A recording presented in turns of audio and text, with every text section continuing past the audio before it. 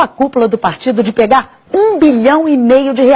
Vamos ver os 8 denunciados? Olha só, o ex-presidente Lula aparece na denúncia como chefe e grande idealizador do esquema. E em seguida, a ex-presidente Dilma Rousseff vem como a grande negociadora na compra de apoio junto com os ex-ministros Antônio Palocci, Guido Mantega, Edinho Silva e Paulo Bernardo.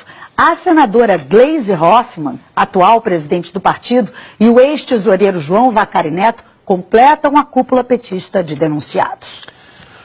Rodrigo Janot mostra como os acusados montaram uma rede de arrecadação de propina no governo, principalmente via Petrobras. O ex-presidente Lula foi apontado como líder do esquema e, por isso, se condenado, pegaria uma pena maior, não é, Juliana? Chico, a Ana Luísa mostrou aí todos os nomes dessa nova denúncia, né? E para o Procurador-Geral da República, Lula foi o grande idealizador dessa organização criminosa. O Ministério Público somou pagamentos de vantagens indevidas a Lula de R$230 milhões por suposto favorecimento às empreiteiras Odebrecht e OAS. A denúncia analisou o esquema desde 2002. A cúpula do PT cometeu, pelo menos durante 14 anos, crimes contra a administração pública, segundo o Procurador-Geral da República. Na denúncia, ele fala que o esquema envolveu órgãos como Petrobras, BNDES e Ministério do Planejamento, e que o esquema permitiu que os 8 petistas recebessem de propina quase R$1,5 bilhão. O procurador diz que só na Petrobras o prejuízo gerado foi de pelo menos R$29 bilhões. O documento fala que Lula foi um dos responsáveis pela constituição da organização e pelo desenho do sistema de arrecadação de propina, seja porque na qualidade de presidente da República por 8 anos, atuou diretamente na negociação espúria em torno da nomeação de cargos públicos com a intenção de obter de forma indevida o apoio político necessário junto ao PP, Partido Progressista, e ao PMDB, para que seus interesses e do seu grupo político fossem acolhidos no Congresso Nacional. O procurador diz ainda, no lugar de negociações políticas, temos negociatas ilícitas, nas quais a moeda de troca não era simplesmente divisão de poder para governar, mas sim a compra de apoio político com a utilização de dinheiro público. Rodrigo Janot define o ex-presidente Lula desse jeito, o grande idealizador da organização criminosa. E detalha os papéis de cada um dos denunciados. Relata que Lula, Dilma e o ex-ministro Antônio Palocci negociaram com o PMDB da Câmara apoio em troca de cargos públicos relevantes que poderiam ser instrumentalizados, como de fato foram, para a arrecadação de propina. Diz que o ex-tesoureiro João Vacari era o responsável pela cobrança de propina no varejo junto às diversas empresas que se relacionavam com o governo federal durante os governos Lula e Dilma. E que os ex-ministros Antônio Palocci e Guido Mantega eram os interlocutores diretos de Lula e Dilma nas negociações que envolviam a cobrança de propina em valores mais relevantes. A senadora e hoje presidente nacional do PT, Gleisi Hoffmann, e o ex-ministro Paulo Bernardo, segundo a denúncia, não apenas davam suporte ao esquema ilícito montado, como também operaram diretamente a cobrança de propina no Ministério do Planejamento. Diz ainda que Gleisi foi uma das mais beneficiadas nos esquemas ilícitos mantidos pela organização criminosa na Petrobras, no Ministério do Planejamento, junto ao Odebrecht e à JF.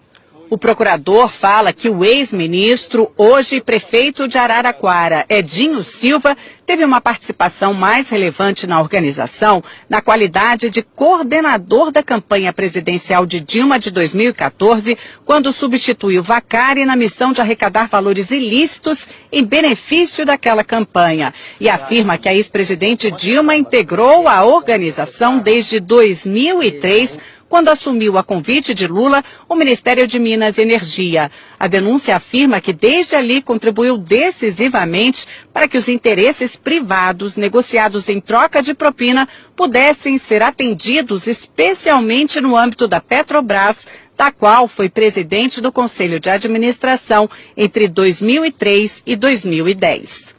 Outro trecho do documento diz que chama atenção a quantidade de contas correntes de propina mantidas pelos petistas junto a grupos empresariais dominantes no cenário econômico brasileiro.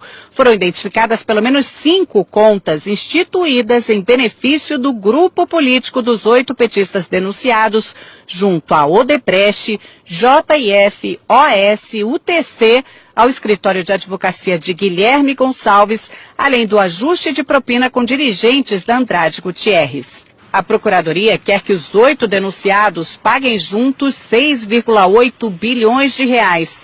Seriam 6 bilhões e meio de reais para a Petrobras, mais 150 milhões de reais por danos materiais e outros 150 milhões por danos morais, por lesões à ordem econômica, à administração da justiça e à administração pública. O procurador-geral, Rodrigo Janot, quer que os 8 petistas sejam condenados pelo crime de participação em organização criminosa, com pena maior para o ex-presidente Lula apontado como líder. Apesar de nem todos terem foro privilegiado, como Gleice Hoffmann é senadora, essa denúncia foi feita aqui no Supremo. Agora, cabe ao ministro Luiz Edson Fachin, relator da Lava Jato, notificar os denunciados para que eles apresentem a defesa, para então levar o caso até a 2ª turma aqui do tribunal, que vai decidir se eles viram ou não réus. Dos 8 denunciados, só os ex-ministros Edinho Silva e Guido Mantega ainda não são réus na Lava Jato. Lula já é réu em 5 ações penais, 3 em Brasília e 2 no Paraná, sendo que em uma delas já foi condenado e recorre em liberdade. No Congresso, petistas não quiseram falar de jeito nenhum sobre a nova denúncia, que acabou repercutindo em outros partidos. O que nós vimos diante da denúncia é que o PT não apenas governou um país, mas uma máquina de corrupção para financiar um projeto de poder. É algo que pode dar em todos nós um certo desânimo, desencanto, mas é também algo que tem que dar alguma esperança de que pelo menos esse tipo de prática está sendo denunciado e os crimes estão sendo apurados. A assessoria de Dilma Rousseff diz que não foram apresentadas provas ou indícios de materialidade de crime e que a denúncia não tem fundamento e que caberá ao Supremo garantir direito de defesa e rejeitar a denúncia. O ex-presidente Lula disse que não conhece o teor da denúncia, que esse é mais um exemplo de mau uso das leis para persegui-lo, que não praticou qualquer crime, muito menos participou de uma organização criminosa. Afirmou que a denúncia é uma ação política. A defesa de Paulo Bernardo afirmou que não teve conhecimento da denúncia. Gleice Hoffmann afirmou que a denúncia não tem qualquer fundamento. A defesa de João Vacari Neto declarou que a denúncia é totalmente improcedente. A defesa de Guido Mantega afirmou que é no mínimo contraditório que a Procuradoria-Geral da República resolva oferecer denúncia, usando como prova basicamente a palavra de delatores, num dia em que o Brasil se depara com a disposição de delatores à dissimulação. Edinho Silva afirmou que sempre agiu de forma ética e legal. A defesa de Antônio Palocci não quis se manifestar. Ana, Chico. Obrigada, Juliana.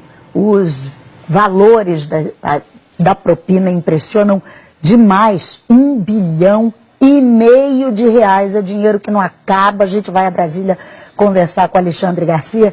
Alexandre, os valores são inacreditáveis, né? Pois é, as pessoas comuns não fazem ideia aí do que seja 1,5 bilhão, né? 1,5 bilhão atribuídos pela Procuradoria-Geral da República a 8 pessoas. Mas é mais ou menos como multiplicar aquele apartamento banco do Gedel por 30 vezes o que foi contado ontem na Bahia.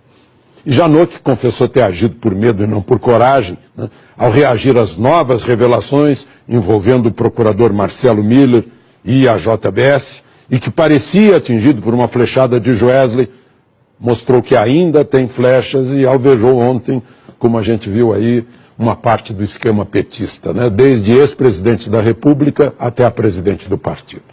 Reagiu E não se sabe se já usou todas as flechas ou ainda haverá mais bambu nesses 10 dias depois de homologada a colaboração premiada do doleiro do PMDB, Lúcio Funaro.